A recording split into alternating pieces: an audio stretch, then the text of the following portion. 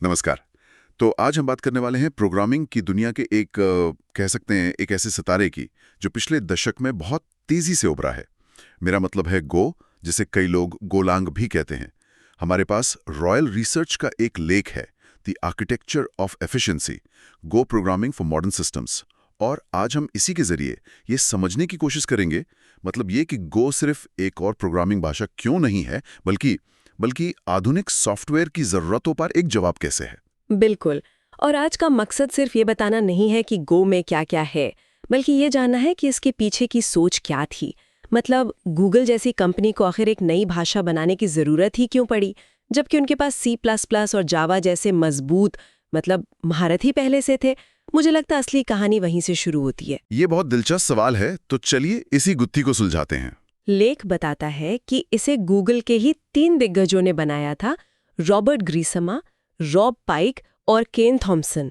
पर वो कौन सी दीवार थी जिससे वो टकरा रहे थे कि उन्हें एक नया दरवाजा ही बनाना पड़ा? वो दीवार थी जटिलता की, कॉम्प्लेक्सिटी की। सोचिए, गूगल के पैमाने पर सॉफ्टवेयर बनाना कैसा होता होगा। लाखों लाइन का कोड, हजारों डेवलपर्स एक ही कोड बेस पर काम कर रहे हैं। और सिस्टम को 24 घंटे चलना है। हाँ बिल्कुल। और सिस्टम को 24 घंटे बिना रुके चलना है। उस दौर में C++ जैसी भाषाएं शक्तिशाली तो थीं, लेकिन उनका कोड बहुत जटिल होता था और कंपाइल होने में बहुत बहुत ज्यादा समय लेता था। आलम यह था कि डेवलपर्स कोड लिखने से ज्यादा समय कोड के कंपाइल होने का इंतजार करने में बिता रहे थे। अच्छा, तो ये सिर्फ प्रोग्राम के चलने की स्पीड का मामला नहीं था, ये डेवलपर्स के काम करने की स्पीड का भी था। मतलब विकास की प्रक्रिया ही धीमी पड़ गई थी। आपने बिल्कुल सही पकड़ा। समस्या एक नहीं थी, कई थी। एक तरफ धीमी कंपाइलेशन, दूसरी तरफ जटिल सिंटैक्स जो नए डेवलपर को परेशान करता था, और सबसे बड़ी बात, मल्टी कोर प्रोसेसर का पूरा फायदा उठाने में जो मुश्किलें आ रही थी। उन्हें एक ऐसी भाषा चाहिए थी जो साफ सुथरी हो, तेजी से कंपाइल हो और कंकरेंसी यानी एक साथ कई काम करना जिसमें बच्चों का खेल हो। और यहीं से गो की पहली और सबसे बड़ी खासियत सामने आती है, जिस पर लेख बहुत जोर देता है। सादगी, सिंप्लिसिटी। सुनने में तो ये बहुत अच्छा लगता है, लेकिन क्या इस सादगी का मतलब ये भी है कि इसमें C++ या रस्ट जैसी भाषाओं की कुछ उन्नत सुविधाएं नहीं हैं?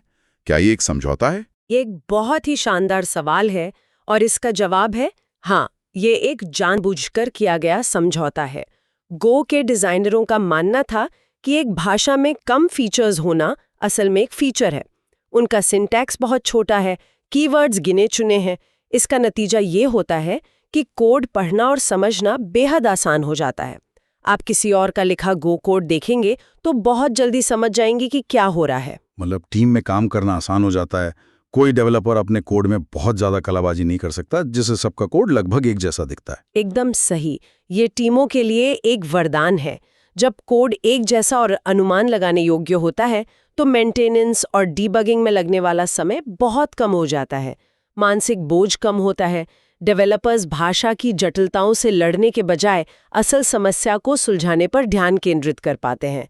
तो हाँ, शायद आपको जेनेरिक्स जो अब जुड़ गए हैं या ऑपरेटर ओवरलोडिंग जैसी कुछ चीजें नहीं मिलेंगी, लेकिन उसके बदले में आपको स्पष्टता और रफ्तार मिलती है। रफ्तार की बात आई तो चलिए प्रदर्शन पर आते हैं।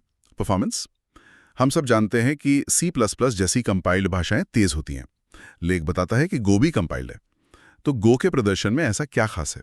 यहाँ 2 तरह के प्रदर्शन की बात होती है। एक है रन टाइम परफॉर्मेंस, यानी प्रोग्राम कितनी तेजी से चलता है। कंपाइल होने की वजह से गो यहाँ पाइथन या रूबी जैसी भाषाओं को बहुत पीछे छोड़ देता है। यह लगभग C++ की तरह ही तेज है, लेकिन असली जादू है कंपाइलेशन की रफ्तार में। मतलब कोड कितनी जल्दी मशीन भाषा में बदलता है? हाँ, गो का कंपाइलर बिजली की तरह तेज है। जहां एक बड़े C++ प्रोजेक्ट को कंपाइल होने में मिनटों या कभी-कभी घंटे लग जाते हैं, वहीं एक वैसा ही गो प्रोजेक्ट सेकंडों में कंपाइल हो जाता है। अब इसे आज के दौर के हिसाब से सोचिए, जहां हम कंटीन्यूअस इंटीग्रेशन और डिप्लॉयमेंट मतलब CI/CD की बात करते हैं। जब आप दिन में दर्जनों बार कोड बदल रहे हैं, तो ये तेज कंपाइलेशन टाइम एक छोटी सी सुविधा नहीं बल्कि एक गेम चेंजर बन जाता है। वाह, ये तो एक ऐसा पहलू है जिस पर अक्सर ध्यान नहीं जाता।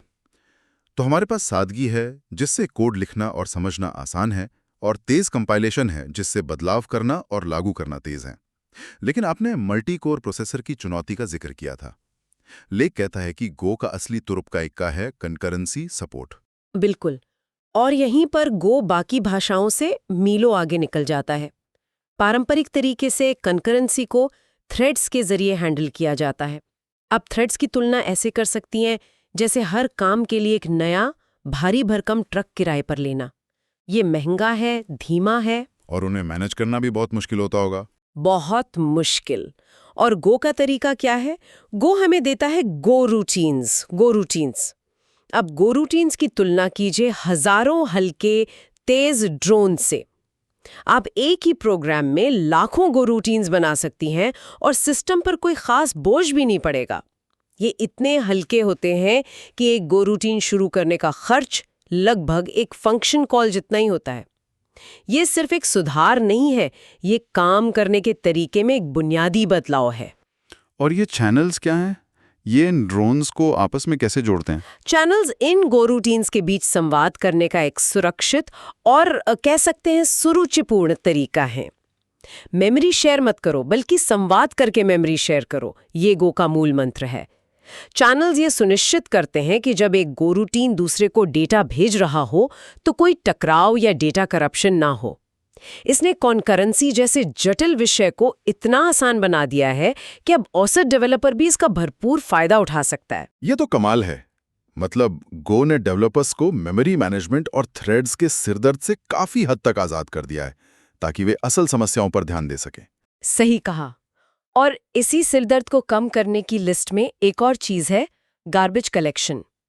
ये एक ऑटोमेटिक मेमोरी मैनेजमेंट सिस्टम है जो उन मेमोरी ब्लॉक्स को खुद ब खुद साफ कर देता है जिनका इस्तेमाल अब नहीं हो रहा है। इससे मेमोरी लीक जैसी आम समस्याओं का खतरा बहुत कम हो जाता है। और क्रॉस प्लेटफॉर्म संगतता तो जैसे सोने पे सुहागा है। एक ही कोड लिखिए और उसे बिना किसी बदलाव के विंडोज, मैकओएस या लिनक्स के लिए कंपाइल कर लीजिए। ठीक है, तो हमने गो के हथियार देख लिए, सादगी, गति और शानदार कंकरेंसी। अब देखते हैं कि ये हथियार असल दुनिया की लड़ाई में कैसे काम आते हैं। लेख का बड़ा हिस्सा क्लाउड नेटिव ऐप्स पर केंद्रित है। तो गो और क्लाउड का ये रिश्ता इतना मजबूत क्यों है? एबिलिटी चाहिए। आपके पास लाखों हल्के गो रूटीन्स हैं जो आसानी से हॉरिजॉन्टल स्केलिंग को संभाल सकते हैं। लोड बढ़ने पर बस और इंस्टेंस चालू कर दीजिए। और विश्वसनीयता या रिलायबिलिटी के बारे में क्या? यहाँ गो का स्टैटिकली टाइप्ड होना काम आता है। इसका मतलब है कि कोड में डेटा के प्रकार से जुड़ी कई गलतियां कंपाइल करते समय ही पकड़ ली जाती हैं। इससे रन टाइम पर एप्लीकेशन के क्रैश होने की संभावना बहुत कम हो जाती है। और जब आपका ऐप क्लाउड पर 24 घंटे चल रहा हो तो ये स्थिरता बहुत मायने रखती है। तो ये कुछ ऐसा है जैसे इमारत बनाने से पहले ही ये जांच लेना कि सारी ईंटें मजबूत है या नहीं, बजाय इसके कि इमारत बनने के बाद कोई ईंट गिर जाए। बेहतरीन उपमा है, बिल्कुल यही बात है। और फिर आती है विकास की गति। गो की मजबूत स्टैंडर्ड लाइब्रेरी की वजह से नेटवर्किंग, एन्क्रिप्शन, जेसन पार्सिंग जैसे आम कामों के लिए आपको बाहरी निर्भरता की जरूरत नहीं पड़ती। सब कुछ बॉक्स के अंदर ही मिलता है। इसे आप तेजी से प्रोटोटाइप बनाकर लॉन्च कर सकती हैं, जो क्लाउड की दुनिया में सफलता के लिए बहुत जरूरी है। क्लाउड नेटिव के साथ साथ आज एक और शब्द खूब सुनाई देता है, माइक्रो सर्विसेज। एक बड़े एप्लीकेशन को छोटी छोटी सेवाओं में तोड़ने का ये आर्किटेक्चर। मुझे लगता है गो यहाँ भी बिल्कुल फिट बैठता होगा। फिट बैठता है। ये तो जैसे इस काम के लिए बनाया ही गया था। माइक्रो सर्विसेज की सबसे बड़ी जरूरत क्या है? हर सर्विस हल्की फुल्की हो, तेजी से शुरू और बंद हो सके और कम से कम संसाधन इस्तेमाल करे। गो में बना एक बाइनरी प्रोग्राम एक सिंगल फाइल होती है जिसमें कोई बाहरी निर्भरता नहीं होती।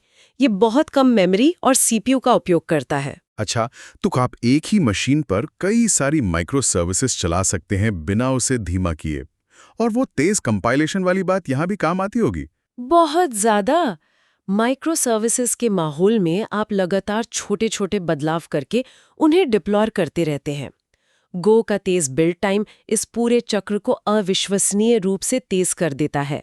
और तो और गो में टेस्टिंग के लिए एक मजबूत फ्रेमवर्क पहले से ही शामिल है, जो ये सुनिश्चित करने के लिए जरूरी है कि किसी एक सर्विस में किया गया बदलाव किसी दूसरी सर्विस को तोड़ न दे। तो ये साफ है कि गो आज के दौर के आर्किटेक्चर के लिए बेहतरीन है। लेकिन भाषा सिर्फ अपनी विशेषताओं से नहीं चलती, उसके आसपास के इकोसिस्टम से चलती है। लेख गो के इकोसिस्टम के बारे में क्या कहता है? क्या ये परिपक्व हो चुका है? हाँ, पिछले कुछ सालों में इसका इकोसिस्टम बहुत तेजी से विकसित और परिपक्व हुआ है। लेख में कुछ उदाहरण हैं, जैसे वेब फ्रेमवर्क के लिए गिन, डेटाबेस के साथ काम करने के लिए गॉर्म।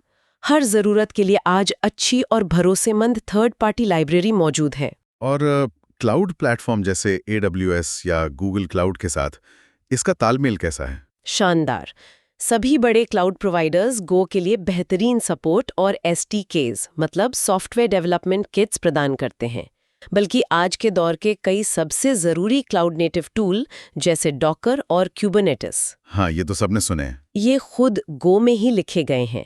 ये इस बात का सबसे बड़ा सबूत है कि गो इस दुनिया की भाषा है। ये तो बहुत बड़ी बात है।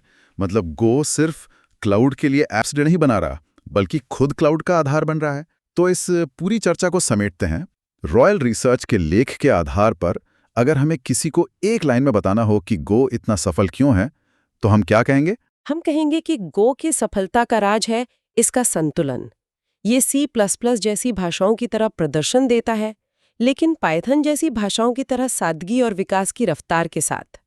और इसके ऊपर ये कंकरेंसी का एक ऐसा मॉडल पेश करता है जो आज के मल्टी कोर और डिस्ट्रीब्यूटेड सिस्टम की दुनिया के लिए एकदम सही है।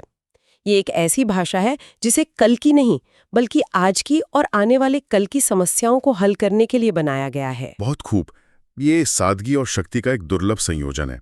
चलिए जाते जाते अपने श्रोताओं के लिए एक सवाल छोड़ते हैं। लेख में जिक्र है कि गो का विकास एक सक्रिय समुदाय के साथ लगातार हो रहा है। इसकी सबसे बड़ी ताकत इसकी सादगी रही है। तो सोचने वाली बात यह है कि भविष्य में गो के लिए सबसे बड़ी चुनौती क्या हो सकती है? जैसे जैसे इसमें नई सुविधाएं जुड़ेंगी, क्या ये अपनी उस मूल सादगी को बनाए रख पाएगा जिसने इसे इतना लोकप्रिय बनाया? ये संतुलन साधना शायद किसी भी सफल प्रोजेक्ट के लिए सबसे बड़ी परीक्षा होती है।